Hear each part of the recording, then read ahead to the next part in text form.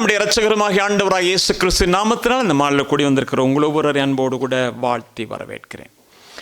இன்றைக்கு நாம் பார்க்கும் பொழுது சில எதிர்பார்ப்புகள் நடைபெறாமல் போகும்போது திடீரென்று நாம் கேட்கிற சில சம்பவங்கள், அதாவது உதாரணத்துக்கு துயர செய்திகள், தோல்விகள், எதிர்பார்த்த காரியங்கள் நிகழாமல் போகும்போது, முன்னெடுத்த காரியங்களிலெல்லாம் வெற்றி கிடைக்கும் என்று எதிர்பார்த்த போது தோல்விகளே சந்திக்கும் போது, மனிதனுடைய வாழ்க்கையில வருகிற வியாதிகள், துக்கங்கள், நெருக்கங்கள் என்று பலவிதமான காரியங்கள் வரும் பொழுது மனிதன் இரண்டு வாக்கியங்களை உபயோகிப்பான். ஒன்று என்னன்னா, இன்னும் என்னத்துக்கு நான் உயிரோட இருக்கிறேன், சொல்றது கேட்டிருப்பீங்க தானே, இதை விட சாகிறது பெட்டர் அப்படின்வான்.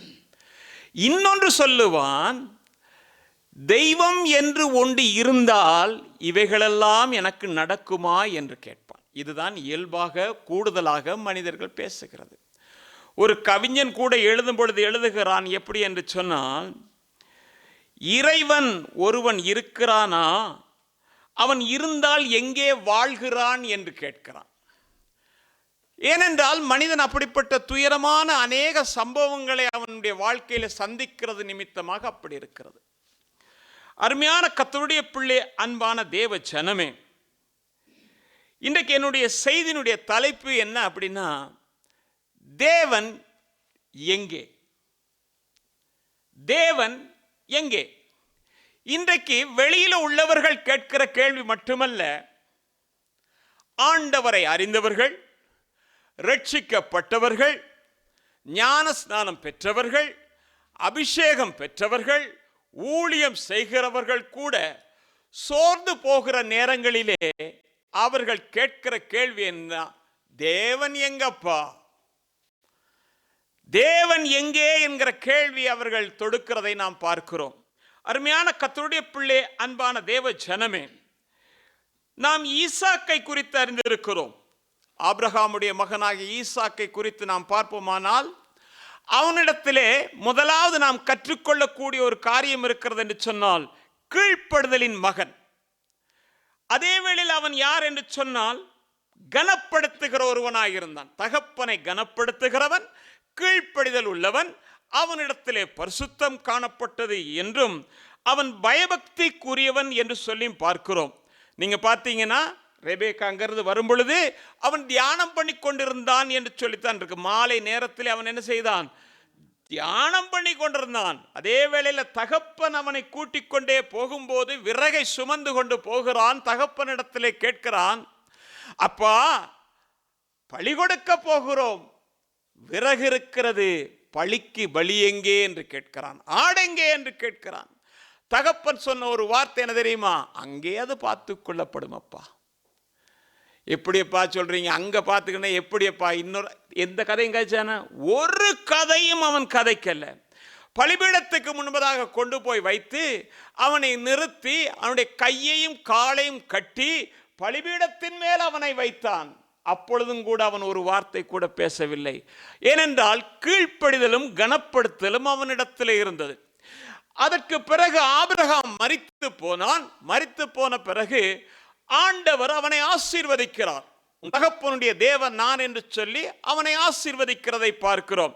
நீங்க ஆதியாகமத்தின் புத்தகத்தில் 26ஆம் அதிகாரம் 12ஆம் வசனத்தை வாசிக்கும் பார்த்தீங்கன்னா தெரியும், 100 மடங்கு ஆசீர்வாதங்களை கர்த்தர் அவனுக்கு கொடுத்தார். சில நேரங்களில் நம்முடைய வாழ்க்கையில் நாம் நினைக்கிற காரியங்கள் எல்லாம் நடக்கும்போது என்னது? ஆமென், அல்லேலூயா, கர்த்தர் நல்லவர் எல்லாம் சொல்லி நாம் என்ன சந்தோஷமாக இருப்போம். இன்னொரு பகுதியிலே அந்த ஆசீர்வாதம் நமக்கு வந்த உடனே அந்த ஆசீர்வாதத்தை ஒழிக்க வேண்டும் என்று பிசாசு கங்கணம் கட்டி காரியங்களை செய்வான். உதாரணத்துக்கு, உங்களுடைய முன்னேற்றத்தை, உங்களுடைய பிள்ளைகளுடைய முன்னேற்றத்தை, உங்களுடைய குடும்பத்தை எப்படியெல்லாம் என்ன செய்ய முடியும் என்று சொல்லி அவன் சில கணக்குகளை போடுவான். இங்க நீங்க பார்த்தீங்கன்னு சொன்னா, இது பார்த்த அவன் தகதகன்னு இருக்கும்போது அபிமெலேக்குக்கு அது பிடிக்கல, அங்க இருக்கிற அவருடைய வேலைக்காரருக்கு பிடிக்கல. எனவே அவர்கள் என்ன செய்தார்கள் என்று சொன்னா, ஆபிரகாம் தோண்டின அந்த துறவை தூர்த்து போட்டார்கள் என்று சொல்லி பார்க்கிறோம். பார்த்துட்டு அதுக்கு பிறகு அபிமெலேக்கு ஈசாக்க கூப்பிடுறான். பார்த்தா, நீ இங்கேயே இருந்தா என்னை விட நீ பெரியவனா மாறிடுவ அப்படின்றதுக்காக இந்த இடத்தை விட்டு நீ போ என்று சொல்லி ஆதியாகமத்தின் புத்தகம் 26ஆம் அதிகாரம் 16ஆம் வசனத்தில் வாசிக்கிறோம். இந்த இடத்துல எதை நாம் பார்க்கிறோம் என்று சொன்னால் ஒரு பொறாமை நிறைந்த வாழ்க்கையை நாம் பார்க்கிறோம். எனக்கு அருமையான கர்த்தருடைய பிள்ளை, அன்பான தேவ ஜனமே, இன்றைக்கு உன்னுடைய வாழ்க்கையிலும் கூட, உன்னுடைய பிள்ளைகளுடைய வாழ்க்கையிலும் கூட, நீ தொழில் செய்கிற இடத்திலும் கூட உனக்கு விரோதமாக பொறாமையின் ஆவிகள் நிமித்தமாக உன்னை தகர்த்தெறிய வேண்டும், அந்த வரவேண்டிய ஆசீர்வாதங்கள் எல்லாம் வராதபடிக்கு தடுக்க வேண்டும் என்று சொல்லி செயல்படுகிற சத்துருடைய கிரியை இருக்கிறது. அந்த நேரத்திலே நானும் நீங்களும் எப்படி இருக்க வேண்டும் என்று சொல்லி நாம் அறிந்து கொண்டோமானா நாம் நிச்சயமாக ஜெயம் பெறுவோம். அப்ப என்ன நடக்கிறது என்று சொன்னா, அபிமெலேக்கு சொல்லுகிறான், இந்த இடத்தை விட்டு நீ போயிரு அப்படின்னு. ஈசாக்கு என்ன செய்கிறான், ஒரு வார்த்தை பேசல, சரின்ட்டு அந்த இடத்திலிருந்து புறப்பட்டு போறான். வாசிக்கலாம் ஆதியாகமத்தின் புத்தகத்தில் 26ஆம் அதிகாரம் 17. அப்பொழுது ஈசாக்கு அவ்விடம் விட்டு புறப்பட்டு கேராரின் பள்ளத்தாக்கிலே கூடாரம் போட்டு அங்கே குடியிருந்தான். 20, 21 வசனங்களை நாம் வாசிக்கும் பொழுது பார்ப்போம். கேராவூர் மேய்ப்பர் இந்த தண்ணீர் தங்களுடையது என்று சொல்லி ஈசாக்குடைய மேய்ப்பருடனே வாக்குவாதம் பண்ணினார்கள். அவர்கள் தன்னோடே வாக்குவாதம் பண்ணினபடியினால் அந்த துறவுக்கு ஏசேக்கு என்று பெயரிட்டான். வேறொரு துறவை வெட்டினார்கள், அதை குறித்தும் வாக்குவாதம் பண்ணினார்கள், ஆகியால் அதற்கு சித்தனா என்று பெயரிட்டான். என்னது, மறுபடியுமா போயிட்டு சரி அவன் விட்டுட்டான், நம்ம வெளியில வந்துட்டோம், வெளியில வந்து ஏதாவது ஒரு காரியத்தை செய்வோம் அப்படின்னு சொல்லிட்டு ஒரு துறவு, அவங்க அப்பா தோண்டின துறவை மறுபடியும் புதுப்பிச்சா அந்த இடத்துல வருகிற மேய்ப்பர்மார் என்ன செய்யறாங்க, சண்டை பிடிக்கிறாங்க. சண்டை பிடிச்சோன்னா சரி அங்க வேணாம், அடுத்த இடத்துக்கு போனா அங்கேயும் சண்டை வருது. பாருங்க, முன்னேற்றத்தை தடுக்க எத்தனையோ காரியங்கள் நடக்கும் போது ஆண்டவர் ஆசீர்வதித்தது உண்மைதான். ஆனால் இப்பொழுது மனதிலே ஒரு கேள்வி எழுமல்லவா? இன்றைக்கு நீங்களே பாருங்க, நீங்க ஆண்டவருக்குள்ள நல்லா இருக்கிறீங்க, எல்லாமே இருக்கிறீங்க, இருக்கும்போது இப்படி படிப்படியாக தொடர்ந்து உங்களுக்கு பிரச்சனைகள் வரும் பொழுது உங்களுடைய மனதிலே ஒரு கலக்கம் வரும். அந்த கலக்கம் என்ன தெரியுமா? ஆண்டவர் என் கூட இருந்தா ஏன் இப்படி நடக்குது? வராதா? வருமா? வராதா? வரும்னு சொன்னாலும் பிரச்சனை, வராதுன்னு சொன்னாலும் பிரச்சனை. ஆனால் நான் சொல்றேன், பொதுவாக இயல்பாகவே ஒரு மனிதன் சிந்திக்கக்கூடிய காரியம் என்னன்னு சொன்னா, கடவுள் இருந்தா ஏன்பா இப்படி இருக்கு?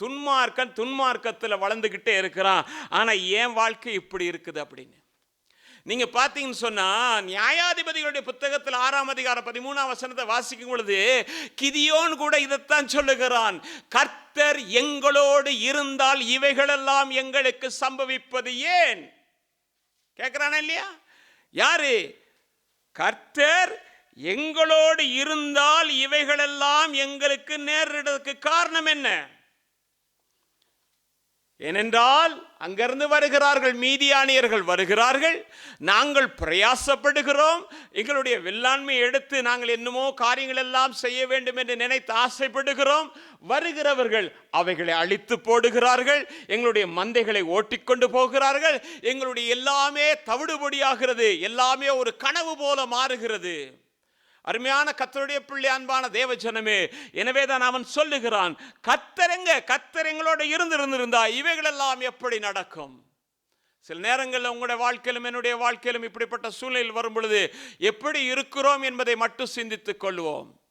அருமையான கர்த்தருடைய பிள்ளை, அன்பான தேவ ஜனமே, சில நேரங்களில் வெளியில இருக்கிறவங்க கூட நம்ம பார்த்து சொல்லுவாங்க, நீங்க ஆலயத்துக்கு போறீங்க, நீங்க ஜெபிக்கிறீங்க, நீங்க வேதம் வாசிக்கிறீங்க, கர்த்தருடைய காரியத்தில் உண்மையா இருக்கிறீங்க, இவ்வளவெல்லாம் இருந்தாலும் உங்க வாழ்க்கையில எப்படி இருக்குன்னா நீங்க நாளுக்கு நாள் முன்னேறின மாதிரி தெரியலையே, உங்க வாழ்க்கையில எப்ப பார்த்தாலும் தோல்வியும், எப்ப பார்த்தாலும் கண்ணீரும், எப்ப பார்த்தாலும் கஷ்டமும் தானே இருக்கிறது என்று சொல்லி நிந்திக்கிற நேரம் வரும். வாசிக்கலாம் சங்கீதங்களுடைய புத்தகத்தில் 42ஆம் அதிகாரம் 3ஆம் வசனம்.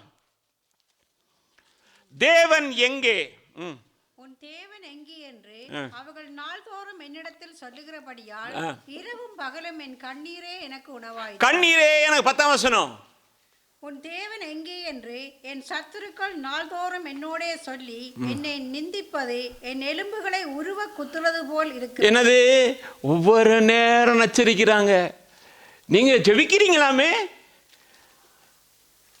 நீங்க ஆண்டவரை நல்ல அன்பு காட்டுறீங்களாமே, நீங்க பைபிளை தூக்கிட்டு சேர்ச்சுக்கு போறீங்களே, காலையில பார்த்தா அவங்க சத்தம் கேட்குது, பக்கத்து வீட்டுக்காரன் சொல்றான், மாலையில பார்த்தா அவங்க சத்தம் கேட்குது, பத்தாவதுக்கு இயேசு நேசிக்கிறார்னு விட நீங்க சொல்லிக்கிறீங்க, ஆனா உங்க வாழ்க்கையை பார்த்தா எந்த முன்னேற்றமும் இல்லையே என்று சொல்லுகிறான். அது எப்படி கண்ணீரை வரவழைக்கிறது, எலும்புகள் எல்லாம் குத்துது. ஏனென்றா அவன் சொல்றான், நான் இதெல்லாம் ஒன்றும் செய்யறது இல்லை, பாருங்க நான் நல்லா இருக்கிறேனே, எனக்கு என்ன குறை இருக்குது, என்னுடைய வசதியை பாருங்க, எல்லாமே நல்லா இருக்கிறேன்னு அவன் சொல்றான். ஆனா அவன் பார்த்து சொல்றான், உனக்கு என்ன, நீ எந்த நாள் இதே மாதிரி தானே இருக்கும், உன் பாட்டு எப்படின்னா துக்கமான பாட்டா தான் இருக்குது, உன்னுடைய வாழ்க்கை கண்ணீருள்ள வாழ்க்கையா தானே இருக்கு. மனிதர்கள் என்று சொல்லும் பொழுது தீர்க்கதரிசி கூட இதைத்தான் சொன்னான். எரேமியா தீர்க்கதரிசன புத்தகத்தில் 12ஆம் அதிகாரம் 1ஆம் வசனத்தை வாசிக்கும் பொழுது அவன் சொல்றான், கர்த்தாவே, உம்மோடே நான் வழக்காட போனால் தேவரீர் நீதி உள்ளவராமே, ஆகிலும் உம்முடைய நியாயங்களை குறித்து உம்மோடே நான் பேசும்படி வேண்டுகிறேன். ஆகாதவர்களின் வழி வாய்க்கிறது என்ன, துரோகம் செய்து வருகிற அனைவரும் சுகித்திருக்கிறது என்ன. என்ன ஆகாதவர்கள் வழியெல்லாம் நல்லா வாய்க்குதப்பா, அவன் நல்லா இருக்கிறான், அவன் நல்ல 4 பெஞ்ச் வச்சிருக்கிறான், 2 ரோஸ் வச்சிருக்கிறான், 7 வீடு வச்சிருக்கிறான், எல்லாம் நல்லா இருக்கிறான்.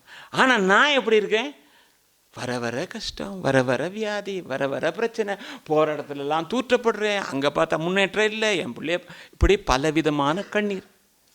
அவன் சொல்கிறான், ஆகாதவர்கள் வழியெல்லாம் வாய்க்குதையா, அவங்க எல்லாம் சுகித்து இருக்கிறாங்க, நல்லா இருக்கிறாங்க. யார் சொல்றது? தீர்க்கதரிசி சொல்கிறான். தீர்க்கதரிசி சொல்கிறான், உம்முடைய வழக்காடன் ஆண்டவரே, நான் உம்முடைய மேய்ப்பன் ஆண்டவரே, ஆனால் எனக்கு இப்படி இருக்கா. நீங்கள் அப்படி கேட்க மாட்டீங்க, ஆனால் அவன் அப்படி கேட்டான். யார்? எரேமியா கேட்டான். ஆனால் நாம் எப்படி கேட்கணும் அப்படின்னா, ஆண்டவரே நீர் இருக்கிறீன்னு நான் விசுவாசிக்கிறேன் ஆண்டவரே. அது நீங்கள் அதுக்கு பிறகு பார்த்தீங்கன்னா தெரியும், ஆண்டவனை கூப்பிட்டு ஒரு சம்பவத்தையே சொல்லி போய் எல்லாத்தையும் செஞ்சு பார்த்துட்டு இப்படி தான்ப்பா இருக்கணும், அது நமக்கு தேவையில்லை. ஆனால் நம்முடைய வாழ்க்கை நாம் விசுவாசிக்கிறவரால் எல்லாம் முடியும்னு விசுவாசிக்கணும். நீங்கள் பார்த்தீங்கன்னாக்கும் 2 ராஜாக்களுடைய புத்தகத்தில் 6ஆம் அதிகாரத்தை நீங்கள் வாசிப்பீங்கன்னா தெரியும், சமாரியாவில் கொடிய பஞ்சம். பெனாயத் என்ன செஞ்சிட்டான், சீரியா ராஜா முற்றுகை போட்டுட்டான். வெளியில ஒரு ஆள் போகவும் முடியாது, உள்ள ஒரு ஆள் வரவும் முடியாது, சரியான நெருக்கமான நேரம். இந்த இஸ்ரவேலின் ராஜா என்ன செய்கிறான் என்று சொன்னால், இந்த நேரத்தில் அலங்கத்தின் மேலே நடந்து கொண்டு போகிறான். நடந்து கொண்டு போகும்போது 2 ஸ்திரீமார் ஓடி வருகிறார்கள். எங்களை ரட்சிக்க வேண்டும், ரட்சிக்க வேண்டும் என்று சொல்லி கதறுகிறார்கள். கதறும் போது அவன் கேட்கிறான், எங்கிருந்து நான் ரட்சிக்கிறது? அவன் நல்ல அழகா சொல்றான், தேவன் ரட்சிக்காட்டி நான் எங்க வருத பாரு, நல்ல அழகா சொல்றானா. ஆனா கதையை கேட்கிறான், என்னன்னா 2 பேரும் பேசிக்கிட்டாள். எப்படி தெரியுமா, சரியான பசியா இருக்குது, நம்ம ஒரு வேலை செய்வோமா, இன்றைக்கி ஓம் பிள்ளையே வெட்டி தின்னுவோம், நாளைக்கு ஏன் பிள்ளையை வெட்டி தின்னுன்னு ஒரு சொன்னான். அப்படின்னா ஓம் பிள்ளையே முதலாவது வெட்டி தின்னுறோன்னு இவ சொல்லியிருப்பான்னு நினைக்கிறேன்.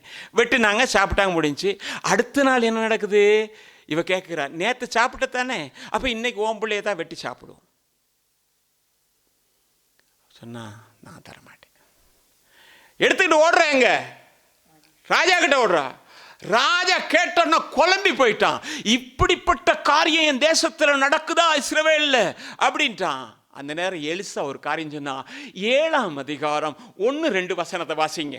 அப்பொழுது எலிசா, கர்த்தருடைய வார்த்தையை கேளுங்கள், நாளை இந்நேரத்தில் சமாரியாவின் வாசலிலே 1 மரக்கால் கோதுமை மா 1 சேக்கலுக்கும் 2 மரக்கால் வாட்கோதுமை 1 சேக்கலுக்கும் விற்கப்படும் என்று கர்த்தர் சொல்லுகிறார் என்றார். அப்பொழுது ராஜாவுக்கு கைலாக கொடுக்கிற பிரதானி ஒருவன் தேவனுடைய மனுஷனுக்கு பிரதியுத்தரமாக, இதோ கர்த்தர் வானத்திலே மதகுகளை உண்டாக்கினாலும் இப்படி நடக்குமா என்றான். அதற்கு அவன், உன்னுடைய கண்களினாலே அதை காண்பாய், ஆனாலும் அதிலே சாப்பிட மாட்டாய் என்றான். என்னது? தீர்க்கதரிசி சொல்லிட்டான், நாளைக்கு அற்புதம் நடக்கும் அப்படின்னு. ராஜாவுக்கு கைலாக கொடுக்கிற பிரதானி சொன்னா, வானத்து மதகுகளை திறந்தாலும் நடக்குமா? நடக்குமா? அவன் சொன்னா பரவாயில்ல, அந்த ஜனத்தை நடத்தின மோசையே சொன்னான், இவ்வளவு ஆள்களுக்கு சாப்பாடு கொடுக்கறது கடல்ல இருந்து கொடுக்கவா, வானத்திலிருந்து கொடுக்க, எங்க ஐயா கொடுக்கறது, சாதாரணமாக சொல்லிட்டீங்க எல்லாருக்கும் இறைச்சி தருவேன் சொன்னானா இல்லையா? நாமும் கூட இப்படித்தான். என்ன தெரியுமா, ஆண்டவர் என்னதான் உறுதிப்படுத்தி நம்மோடு கூட பேசி இந்த காரியத்தை உனக்கு நிறைவேற்றுவேன் என்று சொன்னாலும், சந்தேகமும் அவிசுவாசமும் எப்படியெல்லாம் நம்மோடு கூட கிரியை செய்கிறதோ அவைகள் நம்முடைய மேன்மையை தகர்த்தெறியும் என்று சொல்லுகிறேன். ஆண்டவர் மேல இருக்கிற விசுவாசத்தை அப்படியே எடுத்துரும். என்ன சொன்னா? நடக்காது என்று சொன்னான். நீங்க 7ஆம் அதிகாரத்துல கடைசியில பின்னால பாத்தீங்கன்னா தெரியும், எப்படி போட்டிருக்கு தெரியுமா? அந்த கடைசி வசனத்தை மட்டும் வாசிங்க, 19 இருந்து. அதற்கு அந்த பிரதானி தேவனுடைய மனுஷனுக்கு பிரதியுத்தரமாக, இதோ கர்த்தர் வானத்திலே மதகுகளை உண்டாக்கினாலும் இந்த வார்த்தையின்படி நடக்குமா என்று சொல்ல, இவன் இதோ உன்னுடைய கண்களினாலே அதை காண்பாய், ஆனாலும் அதிலே சாப்பிட மாட்டாய் என்றானே. அந்த பிரகாரமாகத்தானே அவனுக்கு நடந்தது. என்னது அவன் சொன்னான்? எப்படி சொன்னா? 2 மரக்கால் வாதுமை 1 சேக்கலுக்கும் 1 மரக்கால் கோதுமைமா 1 சேக்கலுக்கும் நாளை இந்த நேரத்தில் சமாரியாவின் ஒளிமுக வாசல்ல விற்கும் என்று தேவனுடைய மனுஷன் ராஜாவுக்கு சொன்னான். சொல்லும் பொழுது அதெல்லாம் நடக்காதுன்னு சொன்னான். அப்ப அவன் சொன்னான், இது நடக்கும், அதை நீ பாப்ப, ஆனா அதுல நீ என்ன செய்ய மாட்ட? சாப்பிட மாட்ட, அதை அனுபவிக்க மாட்ட. இன்றைக்கு தேவனுடைய வார்த்தையை விசுவாசிக்கிற சகோதரனே சகோதரியே, நான் சொல்லுகிறேன், தேவனை நீ முழுமையாக விசுவாசித்தால் தேவன் இதை விட அற்புதத்தை உன் வாழ்க்கையில் செய்ய உண்மையுள்ளவராய் இருக்கிறார். இவைகளெல்லாம் தேவனுக்கு அற்பமான காரியம். எனக்கு வேதத்தில் ஒரு வசனம், அந்த 3 ராஜாக்கள் போயிட்டு அலமோதும் போது எலிசா கிட்ட சொல்லும்போது எலிசா சொன்னான், ஏன் அப்படியா, பெரிய காரியம், இவைகளெல்லாம் தேவனுக்கு அற்பமான காரியம் என்று சொன்னான். வசனம் தெரியுமா? இவைகள் எல்லாம் சின்ன காரியம்ப்பா. உன் ஜீவனை பாதுகாக்கிறது, தண்ணீரை கொண்டு வர்றது எல்லாம் சின்ன காரியம். இன்றைக்கு மாலை கூடி இருக்கிற கர்த்தருடைய பிள்ளை, அன்பான தேவச்சனமே, சூழ்நிலையை பார்க்காத, எங்கே என் தேவன் என்று கேட்காத, என் தேவன் ஜீவிக்கிறார் என்று சொன்னா நீ செய்ய வேண்டிய ஒரு வேலை இருக்கிறது. என்ன தெரியுமா? சங்கீதங்களுடைய புத்தகம் 42ஆம் அதிகாரம் 11ஆம் வசனம் இவ்விதமாக சொல்லுகிறது, என் ஆத்துமாவே நீ ஏன் கலங்குகிறாய், ஏன் எனக்குள் தியங்குகிறாய், தேவனை நோக்கி காத்திரு, என் முகத்துக்கு ரட்சிப்பும் என் தேவனுமாய் இருக்கிறவரை நான் இன்னும் துதிப்பேன். இந்த வசனத்தை மட்டும் கேளுங்க. என்னது வர்ற? என்ன செய்வேன்? இன்னும் துதிப்பேன் ஆண்டவரே. எத்தனையோ பேர் எத்தனையோ காரியம் சொல்றான், உனக்கு இப்படி அப்படி இப்படின்னு எத்தனையோ வேதனையான காரியங்கள் சொல்லலாம், எங்க உன் தேவன் கேட்கலாம். ஆனாலும் என் ஆத்துமாவே நீ கலங்காத, எனக்குள்ள நீ தியங்காத, இன்னும் என் ஆண்டவரை நான் துதிப்பேன், இன்னும் என் ஆண்டவரை போற்றுவேன், இன்னும் ஆண்டவருடைய நாமத்தை சொல்லுவேன் என்று சொல்லி தேவனை துதிக்கிற கர்த்தருடைய பிள்ளையே, தேவனை நம்பும் போது கர்த்தர் உன்னை வெட்கப்படுத்த மாட்டார். சங்கீதங்களுடைய புத்தகத்தில் 22ஆம் அதிகாரம் 5ஆம் வசனத்தை வாசிக்கும் பொழுது, உம்மை நோக்கி கூப்பிட்டார்கள், கூப்பிட்டு அவரை நம்பினவர்களை கர்த்தர் வெட்கப்படுத்தல. இன்னைக்கு சூழ்நிலை எப்படி இருக்கலாம்? எத்தனையோ பேர் சொல்ற நச்சரிப்பின் வார்த்தைகளை கேட்டு கூட நீங்க நொந்து போயிருக்கலாம். அவன் சொல்ற நேரமெல்லாம் தேவன் எங்கே தேவன் என்கின்ற மாதிரி உங்களுக்கு பிரதிபலிக்கலாம். நான் சொல்றேன், அந்த நேரம் நீங்க கர்த்தர் நல்லா துதிங்க, கர்த்தர் நல்லா மகிமைப்படுத்துங்க, கர்த்தரோடு கூட நடங்க. ஒரு அண்ணால் அதைத்தான் செய்தா, சக்களத்தி என்னென்னமோ எல்லாம் பேசினா, ஆனாலும் தேவனுடைய சமூகத்தில் தன் இருதயத்தை மட்டும்தான் ஊற்றினாள். அவளுக்கு வெளியரங்கமாக கர்த்தர் பதில் கொடுத்தார். உண்மையா? தேவன் உண்மையா? உண்மை என்றால் நமக்கும் அவர் உண்மை உள்ளவராகவே இருக்கிறார். அருமையான கர்த்தருடைய பிள்ளை, அன்பான தேவச்சனமே, அப்படியா இருந்தா தேவனை நம்பினா ஒருபோதும் கைவிட மாட்டார். 3 வாலிபர்களை குறித்து நாம் பார்க்கிறோம். சாத்ராக், மேசாக், ஆபேத்நேகோ என்று சொல்லப்படுகிற வைராக்கியம் நிறைந்த வாலிபர்கள். அவர்கள் சிறைபிடிக்கப்பட்டு போனார்கள். சிறைபிடிக்கப்பட்டு போன இடத்துல அவர்கள் ராஜபோஜனத்தினால் தங்களை திருப்திப்படுத்த மாட்டோம் என்று சொன்னார்கள். எங்களுக்கு சாதாரணமான உணவு போதும் என்று சொல்லி சாப்பாட்டிலிருந்து தங்களுடைய பரிசுத்தத்தை பாதுகாத்தார்கள். அப்படிப்பட்ட வாலிபருக்கு இப்பொழுது பெரிய சோதனை கொண்டு வருகிறது.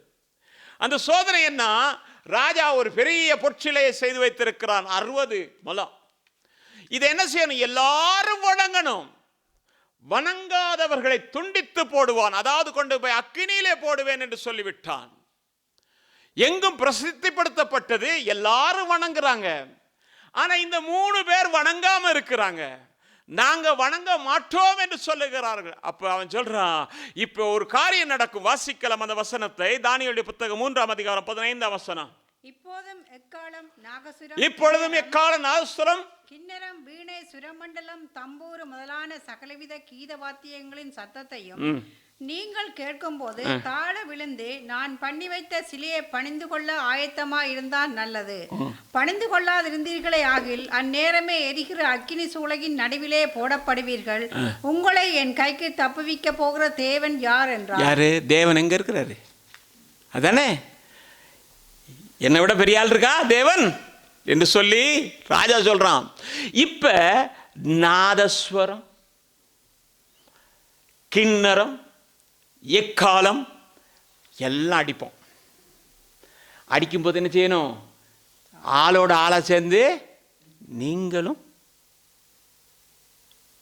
என்ன செய்யணும்? வணங்கணும். வேற ஆளாக இருந்தால் சொல்லியிருப்பேன் தெரியுமா?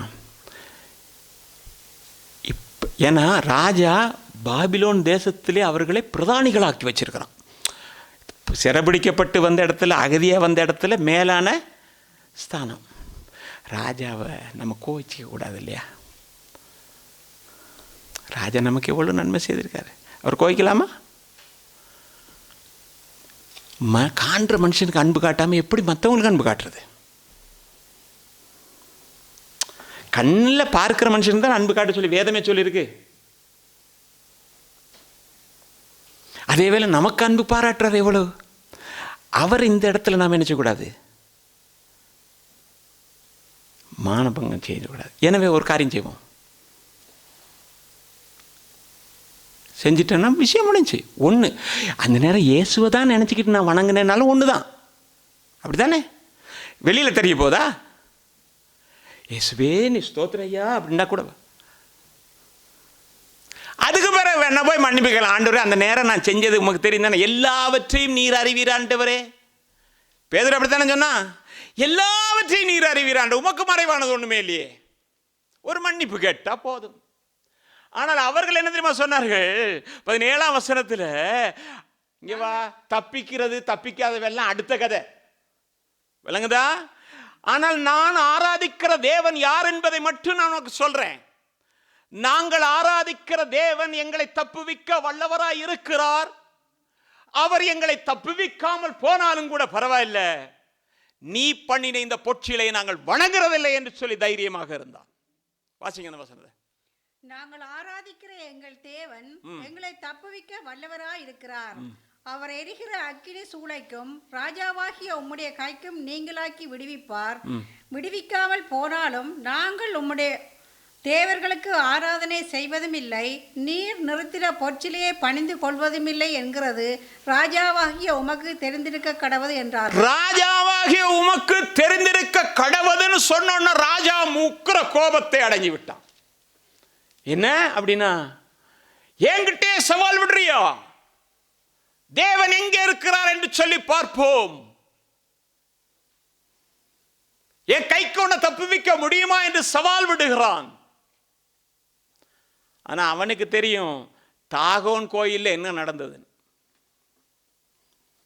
தாகோன் கோயில்ல என்ன நடந்ததுன்னு இந்த 3 பேருக்கும் தெரியும். தெரியாத விசுவாசி இருந்தா நான் ஒன்றும் செய்ய முடியாது. பேசாம இருந்தா பார்த்தாச்சு. அந்த உக்கிர கோபம் தானே, கட்டுங்கடா இவனை 3 பேரையும் கட்டி கொண்டு போய், ஏற்கனவே சும்மாதான் எரிஞ்சுக்கிட்டு இருந்துச்சு, இப்ப 7 மடங்கு கொண்டு போய் தூக்கி கொண்டு போய் போடுறாங்க. அவங்க 3 பேரும் படிச்சிருப்பாங்க. எப்படி தெரியுமா? எரியும் சூளையே 7 மடங்காய் எரிந்திடு, என் தேவன் தப்புவிக்க வல்லவர் அப்படின்னு பாட்டு படிச்சுக்கிட்டே இருந்திருப்பான். ஆண்டவர் நல்லா தூச்சிக்கிட்டே இருந்திருப்பான், ஆண்டவர் மகிமைப்படுத்திக்கிட்டே இருந்திருப்பான். கொண்டு போய் போட்டவன் போகிற வழியிலே சுருண்டு போனான். கடைசி சொல்லியிருப்பான், ஒன்றும் இல்லை இங்கேருந்து தள்ளி விடுங்கங்களே அப்படின்னு. அப்படியே உருண்டு போயிருப்பான்னு நினைக்கிறேன். போனால் ராஜா பார்க்குறான், 3 பேர் தானே போட்டோம், கட்டித்தானே போட்டோம், 4வது ஒரு ஆள் இருக்கே அப்படின்னு. 4வது அது தாங்க எங்கள் தேவன். இன்றைக்கி நீ எந்த சூழ்நிலையின் மத்தியிலே உலாவிக் கொண்டிருந்தாலும் உன்னோடு ஒருவர் உலாவுகிறதை நீ மறந்து விடாதே. அந்த 4வது நபர் உன்னோடு கூட இருக்கிறார். உனக்கு வியாதியாக இருக்கலாம், பிரச்சனையாக இருக்கலாம், வீட்டில் போராட்டமாக இருக்கலாம், உன்னுடைய பிள்ளையினுடைய காரியமாக இருக்கலாம், உன்னுடைய வேலைத்தளத்தில் இருக்கிற காரியமாக இருக்கலாம். எல்லாமே ஒன்றும் நிறைவேறாதபடிக்கு எல்லாமே தவிடு பொடியாச்சுன்னு நான் சொல்கிறேன். இந்த 4வது ஆள் உன்னோட இருக்கிறான்றதை மறந்துடாத. என்னது, வெளியில் ஆளை கூட்டு வந்தோன்னே 29ஆம் வசனத்தில் ஒரு காரியம் சொல்கிறான். சாத்ராக் மேஷாக் ஆபேத்நேகோ என்பவருடைய தேவனுக்கு விரோதமாக தூஷண வார்த்தை சொல்லுகிற எந்த ஜனத்தானும் எந்த யாதியானும் எந்த பாசைக்காரனும் துண்டித்து போடப்படுவான். அவன் வீடு எருக்களம் ஆக்கப்படும் என்று என்னாலே தீர்மானிக்கப்படுகிறது. இவ்விதமாய் ரட்சிக்கத்தக்க தேவன் வேறொருவரும் இல்லை என்றான். முதல்ல சொன்னான் தேவனே இல்லைன்னா. தேவன், ஆனால் தேவ பிள்ளை தேவனுக்காக நின்றால் தேவன் தம்மை வெளிப்படுத்த உண்மையாக இருக்கார். என்னது, முதல்ல இவங்கெல்லாம் வந்து மேலே பார்த்தீங்கன்னா இந்த பிரதானி மாதிரிலாம் வந்து ராஜாட்ட சொல்கிறான், நீங்கள் நிறுத்தின சிலை யாருமே வணங்காட்டி போனால் நீங்கள் சொன்னீங்க தானே 3 பேர் இருக்கிறான், இவன் 3 பேரை என்ன க்ளோஸ் பண்ணிடணும். ஏன்னா இவன் வந்து எங்கேயோ இருந்து அகதியை வந்து என்ன செய்கிறான், நல்ல நிலையில் இருக்க, அவனை க்ளோஸ் பண்ணிட்டு தான் போய் சொன்னானுவன். சொன்ன உடனே ராஜாவும் செஞ்சிட்டான். இப்போ சொல்கிறான், யாராவது இந்த தேவனுக்கு விரோதமாக பேசினீங்கன்னாக்கும் துண்டிக்கப்படுவீர்கள். வேலை செய்கிற இடமா, ஆனால் உண்மையாக இருங்க, உண்மையாக இருங்க. உண்மையாக நீங்கள் இருப்பீங்கன்னாக்கும் தேவன் உங்களுக்கு போதுமானவராக இருப்பார். அந்த இடத்துல உயர்வு எவன் தடை பண்ணி எப்படி செய்தாலும் கூட சரி, பரவாயில்ல. கத்த சொல்வார், ஏன் மகன் ஏன் மகன் ஏன் மக அவளுக்கு கிடைக்க வேண்டியது கற்றுக் கொடுப்பார். அருமையான கர்த்தருடைய பிள்ளை, அன்பான தேவஜனே, பவுல் கூட சொல்கிறாரு 1 கொரிந்தியர் புத்தகத்தில் 1ஆம் அதிகாரம், இந்த 2 கொரிந்தியர் புத்தகம் 1ஆம் அதிகாரம் 8, 9, 10 வசந்த வேகம் வாசிங்க. ஆகையால் சகோதரரே, ஆசியாவில் எங்களுக்கு நேரிட்ட உபத்திரவத்தை நீங்கள் அறியாதிருக்க எங்களுக்கு மனதில்லை. என்னவெனில் பிழைப்போம் என்கிற நம்பிக்கை அற்றுப்போகத்தக்கதாக எங்கள் பலத்துக்கு மிஞ்சின அதிக பாரமான வருத்தம் எங்களுக்கு உண்டாயிற்று. நாங்கள் எங்கள் மேல் நம்பிக்கையா இராமல் மரித்தோரை எழுப்புற தேவன் மேல் நம்பிக்கையா இருக்கத்தக்கதாக மரணம் வருமென்று நாங்கள் எங்களுக்குள்ளே நிச்சயம். நல்ல கவனிங்க, மரணம் வருமென்று நாங்கள் எங்களுக்குள்ளே நிச்சயித்திருந்தோம். அப்படிப்பட்ட மரணத்தினின்றும் அவர் எங்களை தப்புவித்தார். இப்பொழுதும் தப்புவிக்கிறார், இன்னும் தப்புவிப்பார் என்று அவரை நம்பி இருக்கிறோம். எனது தேவ பிள்ளை, தானியேலுக்கு சாத்ராக் மேஷாக் ஆபேத்நேகோவுக்குள்ள பவுல் சொல்றான், இப்பொழுது நாங்களே நம்பல, ஆனாலும் மரித்தோரை எழுப்புகிற தேவன், மரித்தோரை எழுப்புகிற தேவன் எங்கள் ஜீவனை பாதுகாத்தார். அவர் தான் இன்னும் உயிரோடு இருக்கிறன்றதை நிரூபித்து காட்டினார். இன்றைக்கு மாலை கூடி இருக்கிற கர்த்தருடைய பிள்ளையே, மறுபடியும் மறுபடியும் நான் உனக்கு சொல்லுகிறேன், உன் தேவன் உன்னோடு இருக்கிறார் என்பதை நீ மறந்துடாத. சில நேரங்களில் படுகிற அந்த போராட்டமான சூழ்நிலையில் நம்முடைய வாயிலிருந்து வருகிற வார்த்தைகள் கூட ரொம்ப கவனமாக இருக்கணும். தேவனை மகிமைப்படுத்தணும், தேவனை மகிமைப்படுத்தணும். இப்போ நான் ஒரு சம்பவம் சொல்கிறேன், தேவனை மகிமைப்படுத்தாமல் இல்லை, அந்த சம்பவத்தினுடைய ஒரு காரியத்தை மட்டும் நீங்கள் எடுத்துக்கங்க. இயேசு கிறிஸ்து சிலுவையில் தொங்குறார். இயேசு கிறிஸ்து சிலுவையில் தொங்குறார். போகிறேன் வர்றேன் எல்லாம் தலையை தூக்கிட்டேன்னு சொல்கிறான், தூசிக்கிறான். அப்படி தானே தூசிக்கிறான். பக்கத்தில் தொங்குறவங்க கூட தூசிக்கிறான். எப்படி சொல்கிறானுவன், இவர் மற்றவங்கள ரட்சிக்க வந்தார், இவரே ரட்சிக்க வழி இல்லையே, அப்படி தானே சொன்னான். மற்றவங்கள ரட்சிக்க வந்தார், இவர் என்னென்னமோ வார்த்தையெல்லாம் சொல்கிறான்.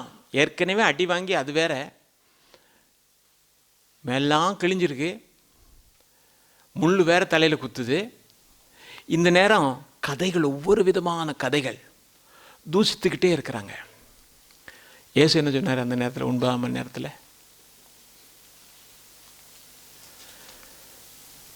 (27:16) 9ஆம் மணி நேரத்தில் இயேசு ஏலி ஏலி லாமா சபக்தானி என்று மிகுந்த சத்தமிட்டு கூப்பிட்டார். அதுக்கு என் தேவனே என் தேவனே ஏன் என்னை கைவிட்டீர் என்று அர்த்தமாம். என்னது? தூசிக்கிறாங்க, ரட்சகர் தொங்குறாரு. பிதாவை பார்த்து சொல்றாரு, ஏலி ஏலி லாமா சபக்தேனியா, ஏன் என்னை கைவிட்டுட்டீங்க ஆண்டவரே. இவெல்லாம் சொல்கிறான், தூசிக்கிறான், வேதனைப்படுத்துகிறான், வார்த்தையை காதால் கொடுத்து கேட்க முடியலை. அப்படிப்பட்ட நேரங்களுக்குள்ளும் கடந்து வரலாம். ஆனால் அந்த நேரத்திலும் கூட கர்த்தரையே நம்பியிருப்பீர்கள்னு சொன்னான். எல்லாவற்றுக்கும் மேலாக அவரை உயர்த்தினவர் உங்களை உயர்த்த உண்மையாக இருக்கிறார். அப்படி தானே போட்டிருக்கு, எல்லாவற்றிற்கும் மேலாக அவரை உயர்த்தினவர். வானோர் பூதலத்தோர் யாவருடைய முழங்கால்களும் அவருக்கு முன்னதாக முடங்கும்படியாக தேவன் அதை செய்தார். இன்றைக்கு மாலை கூடி இருக்கிற கர்த்தருடைய பிள்ளை அன்பான தேவஜனமே, உன்னை குறித்து 4 பேர் 4 விதமாக பேசலாம், 4 விதமாக சொல்லலாம். இந்தா என்னமோ சொன்னியே அப்படிலாம், அமைதியாக இருங்க. என் ஆத்துமாவே ஏன் கலங்குகிறாய், ஏன் எனக்குள்ளே தேங்குகிறாய், இன்னும் இன்னும் இன்னும் நான் கர்த்தரை துதிப்பேன், இன்னும் நான் கர்த்தரை மகிமைப்படுத்துவேன், இன்னும் கர்த்தர் நாமத்தை உயர்த்துவேன். விசுவாசத்தோடு செய்வீர்களே ஆனால் எல்லாவற்றுக்கும் மேலாக தேவன் உங்களை உயர்த்தும் இருக்கிறார். அருமையான கர்த்தருடைய பிள்ளை அன்பான தேவ ஜனமே,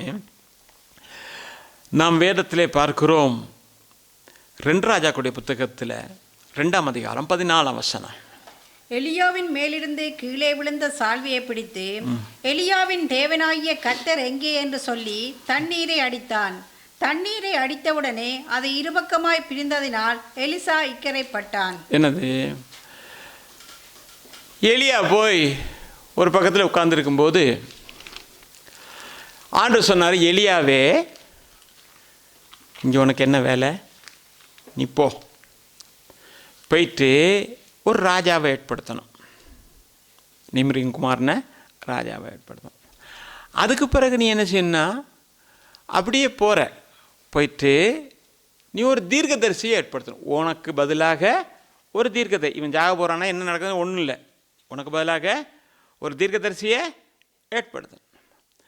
இப்போ இவன் போகிறான். யாருன்னு ஆண்டவர் தெளிவாக சொல்கிறார். யாரை சொன்னார்? சாப்பாத்தின் குமாரனாக எலிசாவை தான் நீ ராஜா தீர்க்கதரிசி ஆக்கணும். ஆண்டவர் பேசுகிறார்னா சும்மா ஊமதனமாக பேச மாட்டார். அதை மட்டும் நான் தெளிவாக எப்பொழுதும் சொல்லுகிறதும், எப்பொழுதும் நான் நினைக்கிறதும், எப்பொழுதும் பேசுகிற ஒன்று என்னன்னா, கர்த்தர் ஒரு காரியத்தை சொன்னால் ரோட்ல இருந்து சொல்லுவார், நேர்த்தெருவில் நீ போ அங்கே இருக்கிறான் அப்படின்வார். அப்படிதானே வேதத்தில் இருக்கு. இப்போ அப்படி இல்லை, நீங்கள் அங்கே போகிற நேரத்தில் பாருங்க, பார்த்தா உங்களுக்கு ஒரு மனதில் ஒரு, அதெல்லாம் தேவன் பேசுகிறது கிடையாது. தேவன் எதை பேசினாலும் சரியா பேசுவார். இப்படி அப்படி இந்த நாணல் மாதிரி பேச மாட்டார். எனவே கர்த்தர் சொல்லுகிற ஒவ்வொரு வார்த்தையும் தெளிவாக கேட்கணும். கர்த்தர் தெளிவாக தான் பேசுவார். அதனால தான் எந்த நாளும் பேச மாட்டார். எப்பயாவது இருந்துட்டு ஒரு நாள் பேசுவார். பேசினாதான். இப்போ போனா எத்தனை மாடு? 12 ஏர் மாடுகளை பூட்டி ஜான்னுட்டு நான் பாட்டு பிடிச்சிட்டேன்னு செய்கிறாரு, உழுதுட்டான். கொஞ்சம் யோசித்து பாருங்க, 12 மாடு போட்டு உழுகிறதா இருந்தால் அந்த நிலம் எவ்வளோ பெருசாக இருந்திருக்கும்? சாதாரணமாக நிலம் எவ்வளோ பெருசாக இருந்திருக்கும்? 1/2 ஏக்கராக இருந்திருக்குமா? அப்போ அவன் எவ்வளோ வசதி படைச்சவனா? நம்மகிட்ட ஒரு கோழி குஞ்சியில் நம்ம என்னென்னமோ பேசிகிட்டு இருக்கோம் இல்லையா? ஏர் போட்டு உழுதுகிட்டு, அப்போ அவன் ஒரு பணக்காரன் தான் இருக்கும். அந்த நாளில் இருந்த ஆட்களில் கொஞ்சம் வசதி படைத்தவனாக இருந்திருப்பான். இவன் போய் அவன் மேலே சால்வையை போட்டான். அவன் ஓடி வந்த உடனே என்ன சொன்னா, என் பின்னால் வா அப்படின்னு. எங்கே வர அதெல்லாம் அவன் கேட்டானா? இல்லை. ஏன்னா தேவனுடைய தெரிந்து கொள் இருந்தால் ஒரு நாளும் அதற்கு மறுப்பு வராது. பின்னால் வந்துட்டு நீ என் பின்னால் வான்னு சொன்னானோ, அப்படியா நான் வர்றேன், ஒன்றும் பிரச்சனை இல்லை, வீட்டில் உள்ளவங்கள்ட்ட சொல்லிவிட்டு அவங்களுக்கெல்லாம் ஒரு விருந்து பண்ணிவிட்டு நான் வர்றேன். அப்படி தானே போனான். ஒரு பெரிய கண்டு எடுத்தான், வெட்டினான், சாப்பாடெலாம் கொடுத்துட்டு இப்போ எங்கே வர்றாரு? எதுக்கு வர்றாரு? இல்லை, எதுக்கு வர்றாரு? ஊழியத்துக்கு. அப்படி தானே? ஊழியம். என்ன ஊழியம்? எலியாவுக்கு பதிலாக போயிட்டு அங்கங்கெல்லாம் அதுக்கு தானே கூப்பிட்டாரு. போய் பிரசங்கம் பண்ணுங்க, வியாதியை குணப்படுத்துங்க, அப்படி கூப்பிட்டாரு தானே. ஆனால் இவன் வந்தோன்னு அவன் சொல்லிட்டான், அதெல்லாம் உமக்குள்ள வேலை இல்லை, கை கழுவுறது, தண்ணி ஊற்றிக்கிட்டே இருக்கு. வாசிங்க அந்த வசனத்தை.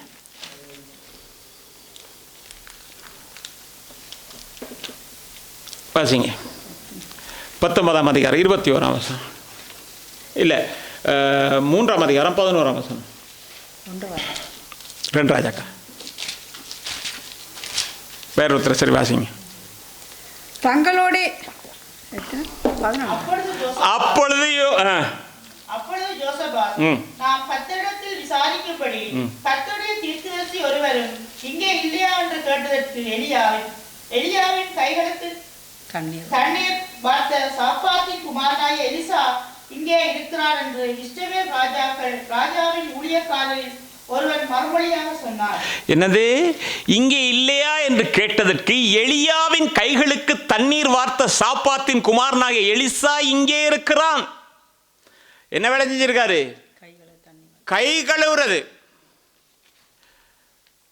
நீங்க பாத்தீங்கன்னாக்கும் மோசேவுடைய அந்த ஜனங்களை தொடர்ந்து வழிநடத்துகிறதுக்கு தெரிந்து கொள்ளப்பட்ட ஆசாரியனாகிய யோசுவா, அவனை குறித்து வேதம் சொல்லுகிறது. யாத்ராமத்தின் புத்தகத்தில் நீங்க வாசிக்கும் பொழுது பாத்தீங்கன்னா தெரியும், 33ஆம் அதிகாரம் 11ஆம் வசனத்துல, நூனின் குமாரனாகிய யோசுவா என்னும் அவனுடைய பணிவிடைக்காரனாகிய வாலிபன் மோசேக்கு பணிவிடை தான் செஞ்சுட்டு இருந்திருக்கான். காலங்கள் வரும் பொழுது தேவன் அவனை உயர்த்தினார். இங்க வந்தார் ஒரு பாஸ்டர்.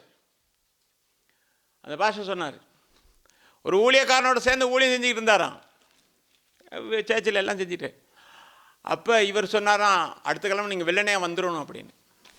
வெள்ளனையா வந்துடணும் அப்படின்னு இவர் நினச்சிருக்காரு, அடுத்த கிழமை நமக்கு பிரசங்கம் கொடுக்க போகிறார் அப்படின்னு சொல்லிட்டு போய் நல்லா எல்லாம் தேடிக்கிட்டு எல்லாம் பார்த்துக்கிட்டு ஒரு பிரசங்கத்தை ஆயத்தப்படுத்தி நல்லா அழகாக உடுத்திட்டு வந்திருக்காரு. ஞாபகம் இருக்கா சிலருக்கு? வந்திருக்காரு. வந்த உடனே அந்த பாஸ்டர் சொன்னாராம், இன்றைக்கி நமக்கு நிறைய ஜனங்கள் வருவாங்க, வர்றவங்க அந்த செருப்பெல்லாம் காணாமல் போகாதபடிக்கு நம்பர் கொடுத்து நீங்கள் என்ன செய்யணும்? எப்படி இருக்கும்? ஒரு வார்த்தை பேசலை. அவர் சொன்னார், இங்கே வச்சு தானே சொன்னார், ஒரு வார்த்தை பேசலை. சரி, ஆனால் இன்றைக்கி ஒரு சபையே கத்தர் கொடுத்து வைத்திருக்கிறார். ஊழியன்னா பெரிய ஊழியம் சின்ன ஊழியம் எந்த ஊழியம் கிடையாது. கர்த்தருக்கென்று எதை செய்தாலும் மனப்பூர்வமாய் செய்தால் அதுவே ஊழியம். இப்ப என்ன நடக்குது? இதை செய்துகிட்டு இருக்கிறான். செய்துகிட்டு இருக்கும்போது ஒரு நாள் எலியா சொல்றான், நான் எங்க போகணும்? பெத்தேல் வரைக்கும் நான் போகணும். 2ஆம் அதிகாரத்தில் இருக்கு, 2ஆம் வசனமா? எலியா எலிசாவை நோக்கி, நீ இங்கே இரு, கர்த்தர் என்னை பெத்தேல் மட்டும் போக அனுப்புகிறார் என்றார். கர்த்தர் என்ன செய்யறாரு? பெத்தேல் வரைக்கும் போக சொல்றாருப்பா. நானும் சொல்லுவேன், சரி அப்ப இன்னைக்காவது ரெஸ்டா இருக்கும், போயிட்டு வாங்க, போயிட்டு வாங்க. ஆனால் நான் தான் அன்றைக்கு வீட்டில் சொன்னேன், எனக்கு அன்றைக்கு தான் நான் யோசித்தேன், அங்கே போனால் பெத்தேல இருக்க தீர்க்கதரிசி மாதிரிலாம் சொல்கிறான், இன்றைக்கு உன்னுடைய எடுத்துக்கொள்ள போகிறாரு, அது உனக்கு தெரியுமா? கர்த்தர் எவ்வளோ அழகாது ஒரு காரியத்தை செய்யும்போது சும்மா அந்த அப்படி இப்படியெல்லாம் செய்கிறார், அழகாக செய்கிறாரு. இன்றைக்கி நான் எடுத்துக்கொள்ள போகிறேன். அவங்களும் சொல்லியிருக்காரு, எலிசாவுக்கும் சொல்லியிருப்பார். எலிசாவுக்கும் சரி என்ன சொல்லியிருப்பார்?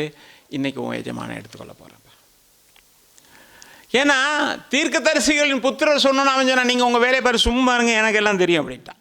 அப்படி தானே சொன்னான், எனக்கு தெரியும், கர்த்தர் அவரை எடுத்துக்கொள்ள போகிறாருன்னு எனக்கு நல்லா தெரியும். சரின்ட்டு கொஞ்ச நேரத்தில் சொன்னான், நீ இங்கே இருப்பா, நான் எங்கே போகிறேன்? எரிகோவுக்கு போயிட்டு வரப்பா. 3ஆம் வசனமா? எரிகோவுக்கு போயிட்டு வர்றேன். 4ஆம் வசனம் எரிகோ. அப்போ என்ன செஞ்சான்? நான் இங்கே கேளுங்க, எங்கே போனாலும் பரவாயில்ல, பின்னால் வந்து தண்ணி ஊற்றுற வேலையை விடவே மாட்டேன், நான் வருவேன். அப்படி தானே? எங்கே போனாலும் நான் வருவேன்.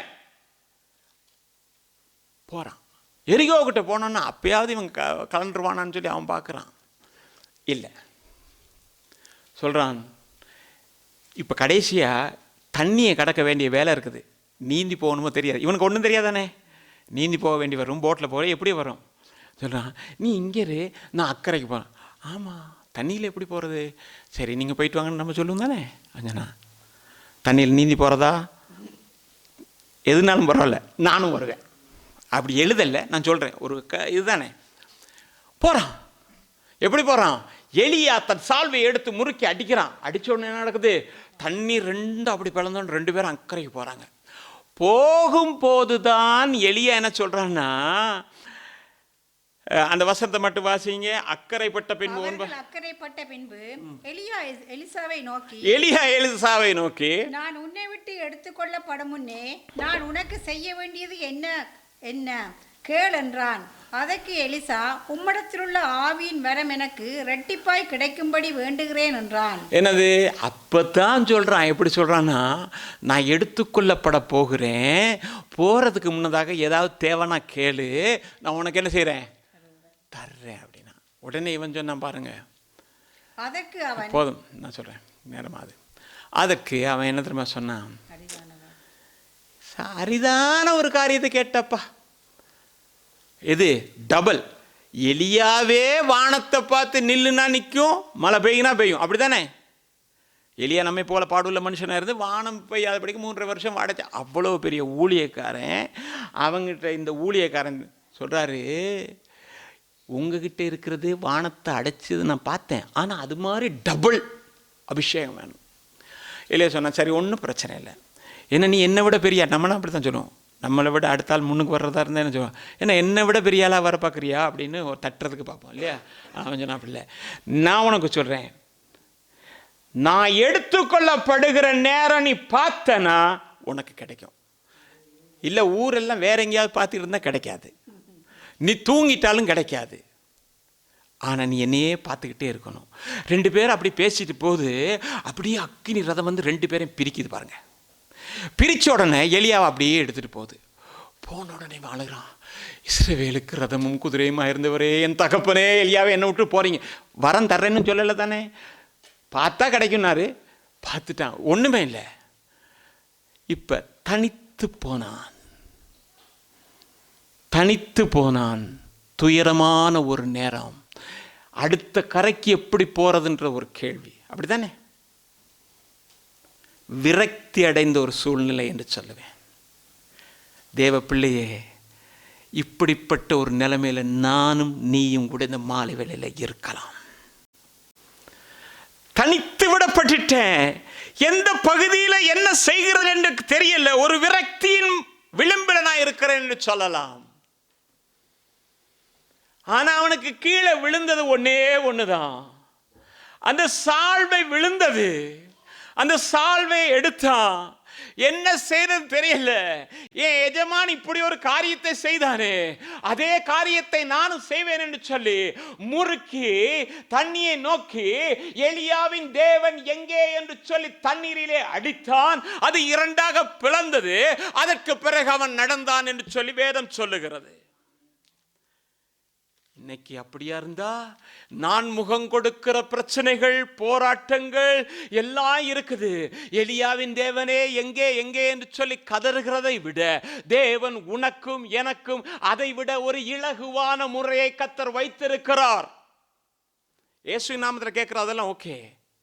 யோர்தான் போன்ற பிரச்சனைகள், முகம் கொடுக்க முடியாத பிரச்சனைகளுக்கு இன்றைக்கு தவித்துக் கொண்டிருக்கிற கர்த்தருடைய பிள்ளையே, உனக்கு என்று ஒரு இலகுவான முறையை கர்த்தர் வைத்திருக்கிறார். எதுன்னு யாரால் சொல்லலுமா? தேவனை துதிப்பது ஒண்ணு, நான் சொல்றேன், வாசிங்க யோசுவாவின் புத்தகம் 3ஆம் அதிகாரம் 15ஆம் வசனம். யோர்தான் அறுப்பு காலம் முழுவதும் எப்படி கரை புரண்டோடுமாம், அப்படிதானே? கால் வைக்கலாது, அள்ளிட்டு போயிரும். இன்னைக்கு உன் பிரச்சனை அப்படிப்பட்ட பிரச்சனையா இருக்கலாம், உன் பிள்ளை பிரச்சனை அப்படியா இருக்கலாம், உன் குடும்ப பிரச்சனை அப்படியா இருக்கலாம், நீ முகம் கொடுக்கிற பிரச்சனைகள் அப்படியா இருக்கலாம். விரக்தியின் விளிம்போ அல்லது போனால் தனிமையின் உணர்வோ இன்றைக்கு உன்னுடைய நிலைமையில பல காரியத்தை உன்னோடு கூட இடைப்பட்டு சொல்லிக்கிட்டு இருக்கலாம். எனது பயம் காட்டுது, அப்படியே கரை புரண்டு ஓடுகிறது. ஆண்டவர் சொன்னார் ஒரே ஒரு காரியம், பெட்டியை சுமக்குகிற ஆசாரியர்கள் யோர்தானிலே கால் வைத்தால் அது 2ஆக பிளக்கும். பெட்டியை சுமக்கிற ஆசாரியர்கள் கால் வைத்தால் அது 2ஆக பிளக்கும், அப்படித்தானே? இந்த பெட்டி போயிட்டு என்ன நடந்தது? போனாங்க, காலை வச்சாங்க, 2ஆ பிளந்தது. அருமையான கர்த்தருடைய பிள்ளை, இதில் 2 விதமான சத்தியங்களை உங்களோடு கூட பகிர்ந்து கொள்கிறேன். ஒன்று, தேவனுடைய வார்த்தையை கொண்டு வருகிற ஊழியர்களோடு கூட நீங்கள் இணைந்து நடக்கும் போது தேவன் அவைகளை 2ஆக பிளக்க உண்மையுள்ளவராக இருக்கிறார். அது ஒன்று, அதை குறித்து நான் கூட போல. இரண்டாவது, கர்த்தருடைய பெட்டி. கர்த்தருடைய பெட்டிக்குள்ள இருக்கிறது என்னவென்று சொன்னால் தேவனுடைய பிரமாணம், தேவனுடைய வார்த்தை. தேவனுடைய வார்த்தை எங்கே உன்னுடைய பிரச்சனைகளுக்கு முன்னதாக நீ வைக்கிறாயோ, வைத்து நீ ஆண்டவரை நோக்கி பார்க்கிறாயோ, கர்த்தர் அந்த இடத்தில் அற்புதம் செய்வார். ஏனென்றால் தேவனுடைய பெட்டி என்று சொல்லும் பொழுது 1 சாமுவேல் புத்தகத்தில் 4ஆம் அதிகாரம் 7ஆம் வசனத்தில் நீங்க வாசிக்கும் பொழுது பாத்தீங்கன்னா தெரியும், அங்கிருந்து பெட்டி வருகிறது. எங்க பெலிஸ்தியர்கள் எல்லாம் இருக்கிறாங்க, இஸ்ரவேலர் அங்க இருக்கும் பொழுது பெட்டி வந்த உடனே இவர்கள் எல்லாரும் ஆரவரித்து பாடுகிறார்கள். பாடின போது பெலிஸ்தியர் கேட்கிறான், பாளையத்தில் இவ்வளவு பெரிய சத்தம் என்ன அப்படின்னு. பெட்டி வந்துருச்சு. பெட்டி வந்து நாம என்ன தெரியுமா சொன்னா, தேவன் வந்துட்டார். இருக்கா? தேவன் பாளையத்தில் வந்தார் என்று சொல்லப்பட்டபடியினால் என்னது பெட்டி வந்த உடனே என்ன சொன்னே, தேவன் வந்துட்டாரு. இன்றைக்கு உன் பிரச்சனை பலவிதமா இருக்கலாம், போராட்டமா இருக்கலாம், நிந்தையா இருக்கலாம், அவமானமா இருக்கலாம், தோல்வியா இருக்கலாம், எதிர்பார்ப்புகள் எல்லாம் தவிடுபடியா இருக்கலாம். இன்றைக்கு அவைகளுக்கு முன்பதாக நீ தேவனை முழுமையாக விசுவாசித்து அந்த வார்த்தைக்கு உன்னை ஒப்பு கொடுப்பாய் என்றால் தேவன் உனக்கு முன்பதாக இருக்கிறார். எப்படிப்பட்ட பிரச்சனை அதுக்குள்ள நடந்து போக கர்த்தர் வழி தருவார். அருமையான கர்த்தருடைய பிள்ளை, அன்பான தேவ ஜனமே, இன்றைக்கு மாலை ஒரு நல்ல தீர்மானம் எடுங்க. ஆண்டவரே, பிரச்சனை என்னை பார்த்து கேட்குது எங்க தேவன், ஆனால் என் தேவன் இன்றைக்கும் உயிரோடு இருக்கிறார். மோசையோடு சொன்னவர், இருக்கிறவராக இருக்கிறவர் இருக்கிறாரே.